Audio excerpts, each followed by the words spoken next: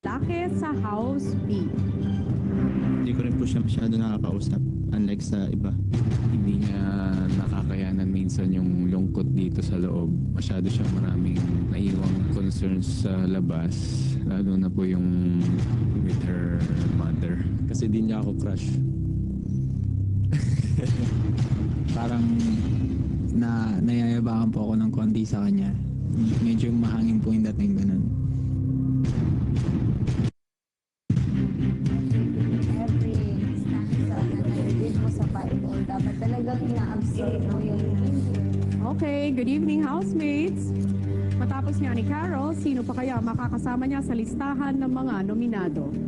Ang kakausapin ko ngayon ay mga lalaki na sina Hermes, Jimson, Patrick at Tom.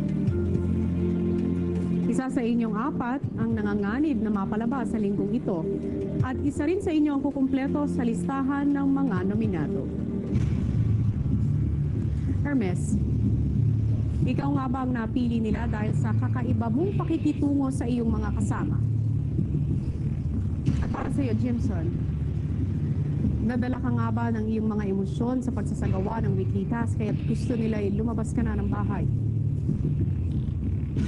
Patrick, hindi mo nga ba masyadong nakakausap ang iba kaya't ikaw ang pinili nila?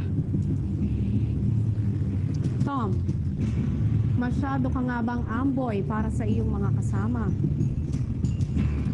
Makinig kayo dahil ang pangalang aking babanggitin ay ang ligtas sa linggong ito. Binabati kita dahil mananatili ka pa sa bahay ni Kuya. Tom.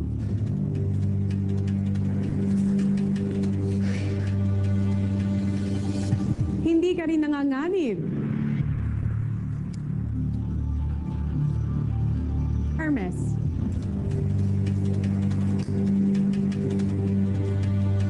Congratulations sa inyong dalawa. Ngayon, isa sa inyo, Jimson at Patrick. Jimson at Patrick, matapos ang isang napakatinding linggo, sino na nga kaya ang mananatili sa bahay at sino ang nanganganib na mapalabas? Ikaw ang makakasama ni Carol sa listahan sa linggong ito because you are nominated this week. Jimson, Patrick, ligtas ka sa linggong ito. Nominees, kakausapin ko kayo muli. Maraming salamat. Marami po acceptance. Marami posibleng mangyari. Gaya ng sinabi ni Jimson, acceptance. Ayan mga kapamilya, kumpleto na po ang listahan ng mga nominado para sa linggong ito. Sina Jason at Princess para sa House A, samantalang sina Carol at Jimson naman para sa House B. Pero sino-sino nga kaya ang nagbigay sa kanila ng puntos? Ang kanilang mga kaibigan o ang kanilang mga nakaalitan? Ayan ang inyong malalaman sa pagbabalik pa rin ng Pinoy Big Brother Double Up First Nomination Night.